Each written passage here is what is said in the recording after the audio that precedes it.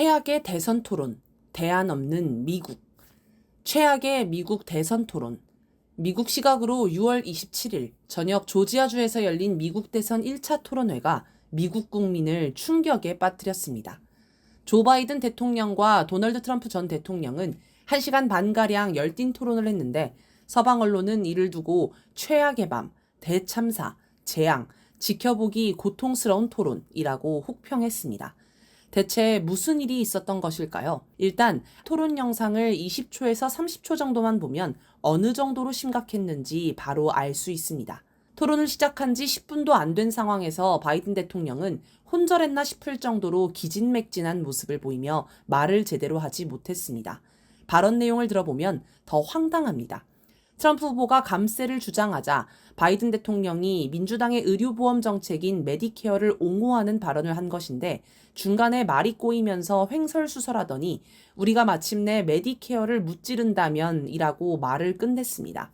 트럼프 후보는 어이가 없는지 고개를 젓더니 방금 마지막에 무슨 말을 했는지 모르겠다. 아마 본인도 모를 것이다. 라고 받아치고 그의 말이 맞다. 그가 메디케어를 파괴했다. 라면서 불법 이민자 때문에 메디케어 정책이 망가졌다고 주장했습니다. 바이든 대통령은 토론 내내 맨정신이 아닌 듯한 모습을 보였습니다. 말을 하다가 중얼거리거나 머뭇거리기 일쑤였고 첫째라고 말하고 다음에 둘째라고 해야 하는데 다시 첫째라고 하는 등 횡설수설하기도 했습니다.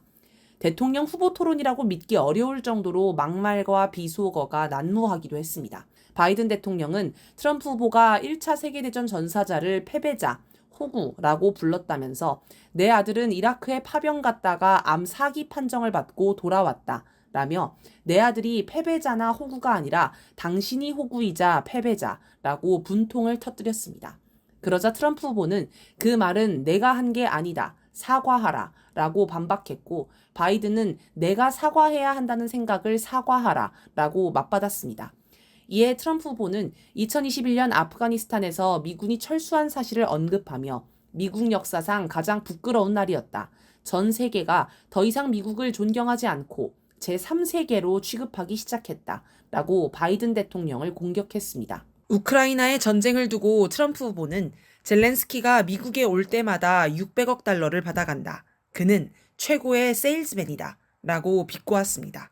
또 우크라이나 전쟁과 팔레스타인 이스라엘 전쟁 때문에 미국은 3차 세계대전의 수렁에 빠질 것이라며 내가 1월 20일 취임하기 전에 대통령 당선자 신분으로 푸틴과 젤렌스키 간의 전쟁을 끝내도록 하겠다라고 공약했습니다.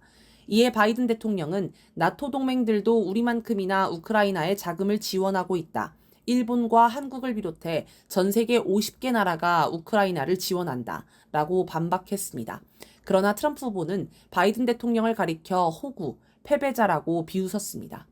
중동 문제와 관련해 바이든 대통령이 하마스를 제거해야 하지만 인구 밀집 지역에서 무기 사용은 자제해야 한다라고 하자 트럼프 후보는 바이든은 팔레스타인 사람 같다 라며 그런데 팔레스타인 사람도 바이든을 좋아하지 않는다. 몹시 나쁜 팔레스타인 사람이니까. 그는 나약한 사람이다 라고 조롱했습니다.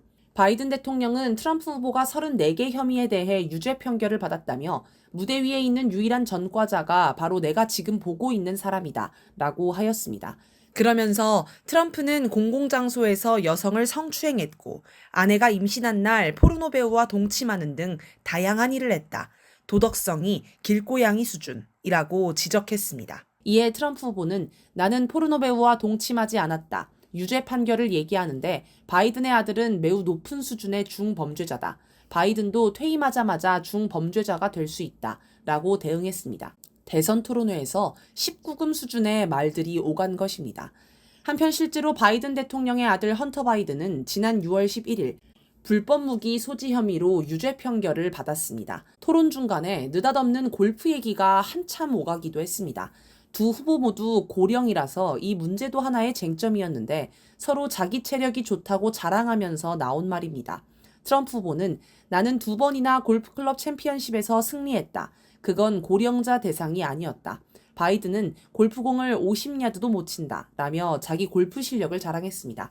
그러자 바이든 대통령은 누가 공을 더 멀리 보내는지 대결해보자. 부통령 때 내 핸디캡은 6이었다. 라며 당신이 골프 가방을 직접 들고 다닌다면 당신과 골프를 치겠다. 할 수 있을 것 같나? 라고 쏘아붙였습니다. 골프에서 핸디캡은 규정 타수보다 얼마나 더 많이 치는지를 나타내는 말로 작을수록 실력이 좋습니다. 한국인을 기준으로 핸디캡 6이면 상위 10% 이내에 드는 상당한 실력입니다. 트럼프 후보는 당신이 골프채를 휘두르는 걸 봤는데 핸디캡 6은 완전히 거짓말이라고 했고, 바이든 대통령은 한때 핸디캡 8이었다라고 대꾸했습니다. 그러자 트럼프 후보는 애들처럼 행동하지 말자라고 핀잔을 주었고, 바이든 대통령은 당신이 어린아이라고 맞받았습니다. 대통령 후보의 토론이 아니라 초등학생 말싸움을 보는 듯합니다. 또 바이든 대통령이 트럼프는 나보다 3살 어리고 능력이 훨씬 떨어진다라고 공격하자 트럼프 후보는 나는 2번의 인지검사를 받았는데 완벽하게 통과했다. 바이든은 아무 검사도 안 받았다. 단 한 번이라도 정말 쉬운 것이라도 받는 모습을 보고 싶다.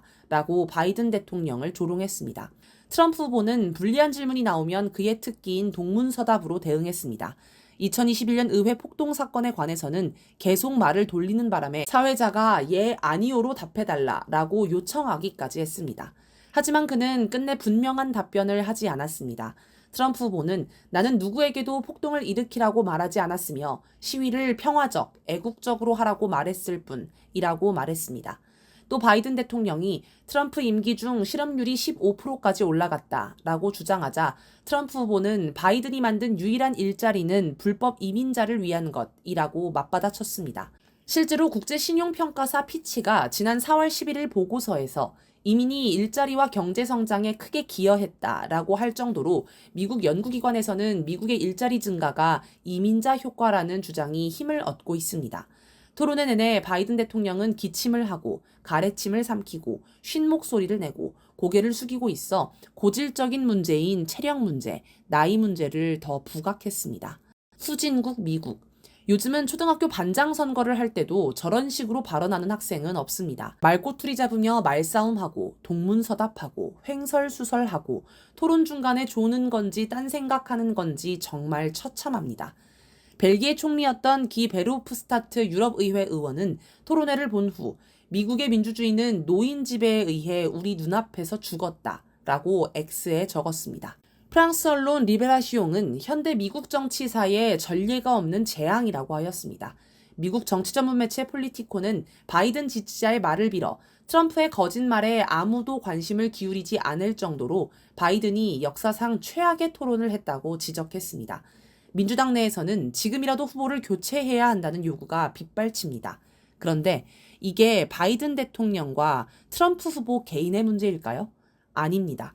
이번 토론회 참사는 미국 정치가 얼마나 후진적인지를 보여주는 단면일 뿐입니다.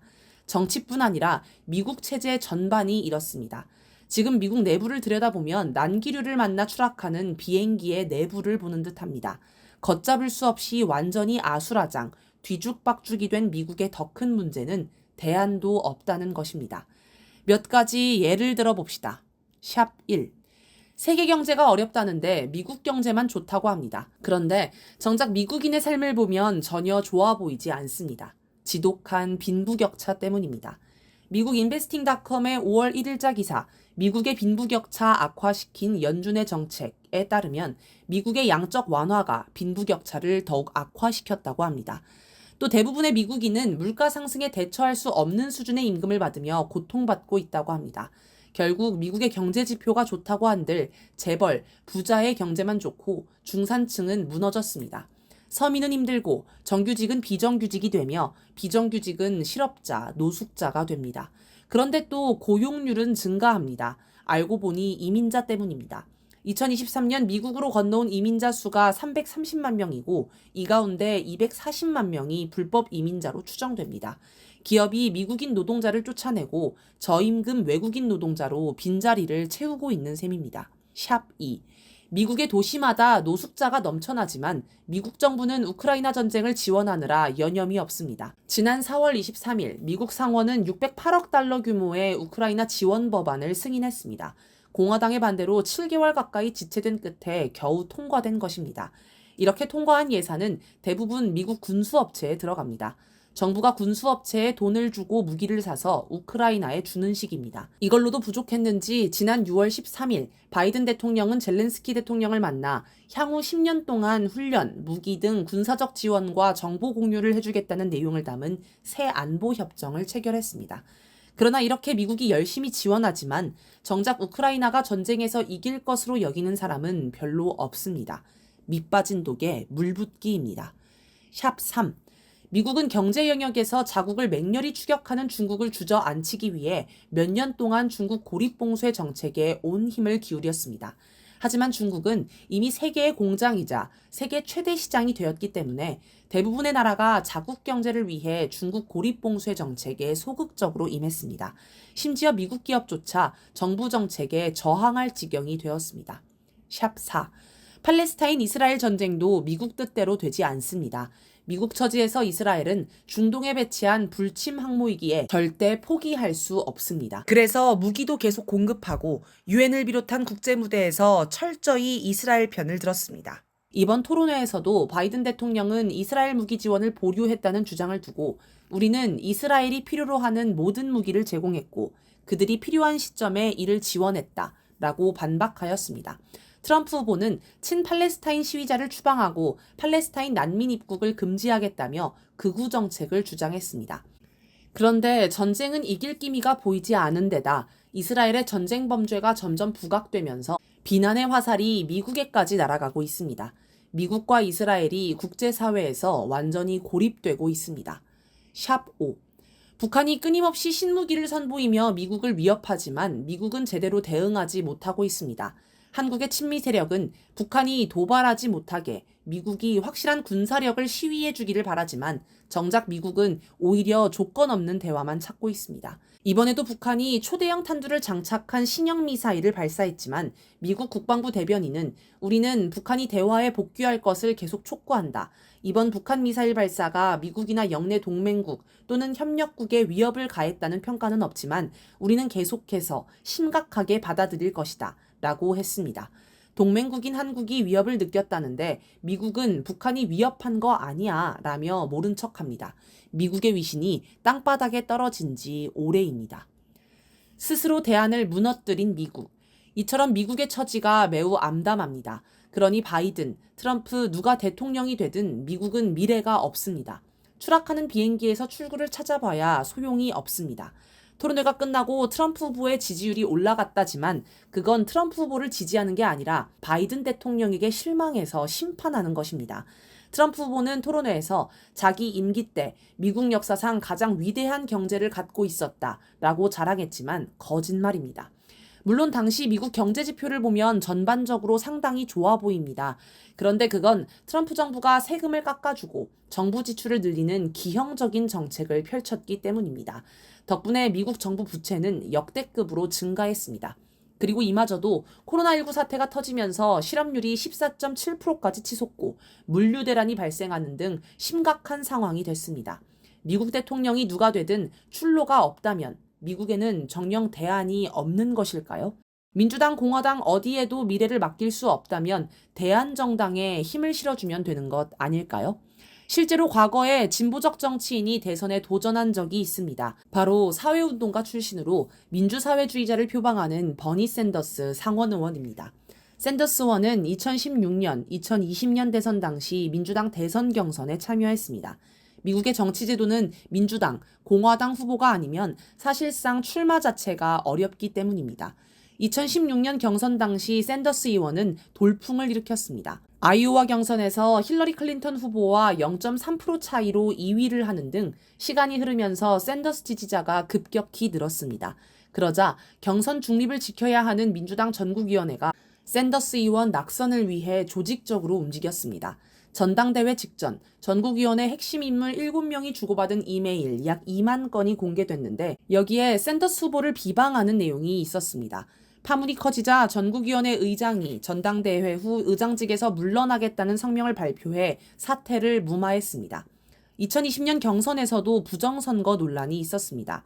첫 경선지인 아이오와주 여론조사에서 압도적으로 앞서고 있던 샌더스 후보가 경선 결과 피트 부티지지 후보에게 패하는 이변이 발생했습니다. 그런데 이 과정에서 투표앱 시스템에 오류가 발생했고 개표 결과도 오류 투성이었습니다. 이 문제로 트로이 프라이스 아이오와 민주당 위원장이 사퇴하였고 민주당은 자체 감사에 들어갔습니다. 그런데 감사 결과에는 투표앱이 오작동한 사실이 없다는 황당한 결론이 담겼고 전국위원회 대변인은 평가는 나중에 하고 선거에 집중하자며 사건을 무마했습니다. 첫 경선에서 석연치 않은 이유로 밀렸지만 샌더스 의원은 곧바로 1위를 탈환했습니다. 그러자 초반 경선 돌풍을 일으켰던 부티지지 후보가 바이든 지지를 선언하고 중도 사퇴해버렸고 결국 바이든 후보의 승리로 경선이 끝났습니다. 과거 미국은 진보 정치인을 암살해서 제거했지만 지금은 이런 식으로 낙마시킵니다. 이런 현상은 일시적으로 우연히 발생하는 게 아닙니다. 미국 사회의 주류 세력이 자기 기득권을 내려놓지 않기 위해 똘똘 뭉쳐있기 때문에 앞으로도 계속될 것이며 그래서 더 심각합니다. 미국은 스스로 대안을 무너뜨린 나라입니다.